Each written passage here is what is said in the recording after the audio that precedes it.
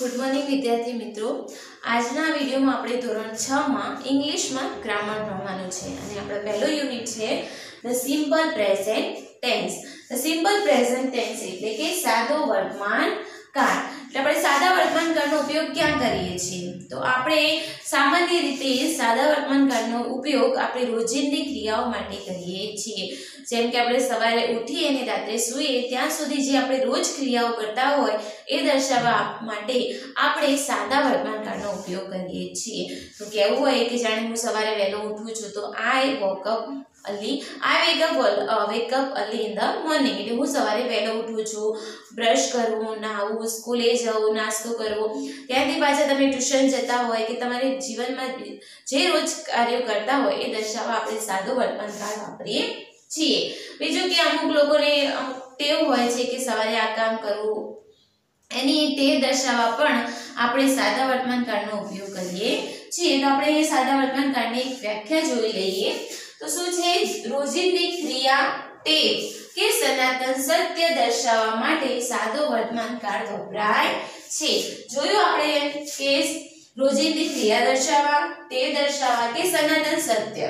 સનાતન સત્ય એટલે આ દુનિયામાં અમુક વસ્તુ એની જગ્યાએ જ રહે છે, એક સત્ય છે કે એ કોઈ બદલી શકતું નથી। જેમ કે સૂરજ સવારે ઉગે છે અને સાંજે આથમી જાય છે, પૂર્વમાં ઉગે છે અને એ આઠમે છે, તો એ સત્ય છે, એને કોઈ ચેન્જ કરી શકતું નથી, તો એ સનાતન સત્ય કહેવાય। તો એને દર્શાવવા પણ આપણે સાદા વર્તમાન કાળનો ઉપયોગ કરીએ છીએ।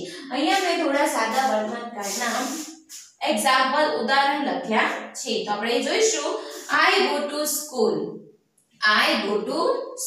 એટલે કે હું સ્કૂલ જાઉં છું, આ મારી રોજની ક્રિયા છે સ્કૂલ જવાની, તો I go to school। You write a letter, તું પત્ર લખે છે। We play cricket, કે અમે ક્રિકેટ રમીએ છીએ।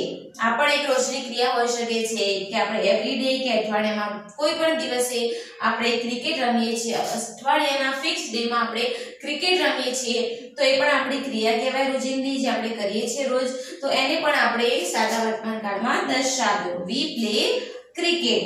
They read a newspaper, તેઓ ન્યૂઝપેપર વાંચે છે, એટલે એ પણ રોજની ક્રિયા છે, રોજ સવારે ન્યૂઝપેપર વાંચીએ તો એ પણ આપણે રોજિંદી ક્રિયા છે જે આપણે સાદા વર્તમાન કાળમાં દર્શાવી। હવે અહીંયા આપણે ટુ બી ના રૂપ જોવાના છે। સાદા વર્તમાન કાળમાં ટુ બી એટલે કે હોવું, કોઈ વ્યક્તિને દર્શાવવું હોય કે ટુ બી એટલે કે હોવું, એટલે કે હું ટીચર છું તો મારે એવું કહેવું હોય તો હું શું કહી શકું? I am a ટીચર, એટલે કે હું ટીચર છું। તો ટુ બી ના રૂપ આપણે એના માટે જ વાપરીએ છીએ કે ટુ બી એટલે કે ટુ હોવું। ટુ બી ના રૂપમાં શું છે? am, is, are। હવે આપણે અહીંયા પહેલો પુરુષ, બીજો પુરુષ ને ત્રીજો પુરુષ અને એના એકવચન અને બહુવચનના રૂપ આપ્યા છે, અને એમાં આપણે જોઈશું કે કયા પુરુષ જોડે કયા ટુ બી ના રૂપ વપરાય છે। તો પહેલા છે પ્રથમ પુરુષ એકવચન, તો પ્રથમ પુરુષ એકવચન આપણો છે I જોડે આપણે ટુ બી નું કયા રૂપ વાપરશું? તો am, I am। હવે બીજા પુરુષ યુ જોડે ટુ બી નું કયું રૂપ આવશે? તો you are, અહીંયા આવશે are। હવે આવશે ત્રીજો પુરુષ he, she અને it। he એ પુરુષ પુલ્લિંગ પુલ્લિંગ માટે વપરાય છે, she એ સ્ત્રીલિંગ માટે વપરાય છે, અને it એ કોઈ વસ્તુ કે પ્રાણીઓ માટે વપરાય છે, નિર્જીવ વસ્તુ કે પ્રાણી માટે it વપરાય છે, અને એમાં આપણે ટુ બી નું કયું રૂપ વાપરશું? તો is। she is, he is અને it is, તો ત્રણેયમાં is વપરાય છે। હવે એમ જ ટુ બી ના રૂપોમાં આપણે બહુવચનમાં જોઈશું। તો પહેલો પુરુષ બહુવચન શું છે? we, તો we માં શું વપરાશે? are। એમ જ યુ બીજો પુરુષ બહુવચન યુ માં વપરાશે are, અને ત્રીજો પુરુષ બહુવચનમાં they, એમાં પણ આવશે are।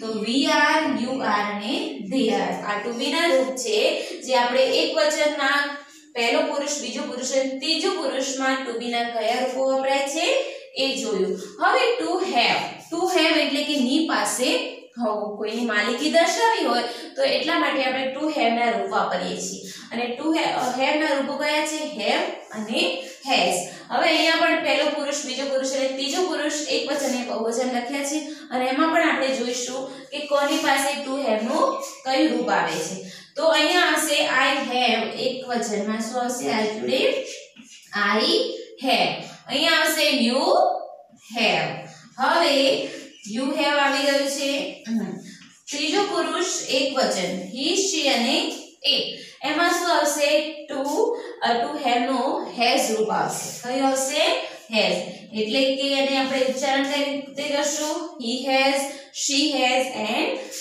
ઇટ હેઝ હવે બહુવચનમાં વી હેવ બહુવચનમાં પણ હેવ હેઝ ના થી ટુ હેવ ના રૂપનું વી હેવ રૂપ આવશે યુ હેવ બીજા પુરુષ બહુવચનમાં પણ યુ હેવ અને ત્રીજા પુરુષ બહુવચનમાં પણ તે હેવ એટલે કે ટુ હેવ ના રૂપમાં ખાલી ત્રીજો પુરુષ એકવચનમાં હેઝ આવે છે બાકી પહેલો પુરુષ બીજો પુરુષ અને બહુવચનમાં પણ પહેલો પુરુષ બીજો પુરુષ અને ત્રીજો પુરુષમાં આપણે ટુ હેવ ના હેવ રૂપનો ઉપયોગ કરીએ છીએ અને એમાં જ આપણે ટુ બી ના પણ રૂપમાં એ રીતે છે કે પ્રથમ પુરુષ જોડે એમ આવે છે બીજા પુરુષ જોડે આર ત્રીજા પુરુષ જોડે હી શી ઇટ માં ઇઝ અને બહુવચનમાં આર વપરાય છે તો આ રીતે આપણે ટુ હેવ અને ટુ બી ના રૂપ જોયા અને આપણા સાદા વર્તમાન કાળની વ્યાખ્યા જોઈ હવે આપણે આગળના આ સાદા વર્તમાન કાળમાં જે બીજા નિયમો છે એ તમારે સમજવા જરૂરી છે અને એના બાદ જ તમે આખું સિમ્પલ પ્રેઝન્ટ ટેન્સ સમજી શકશો જે આપણે આગળના વિડીયોમાં જોઈશું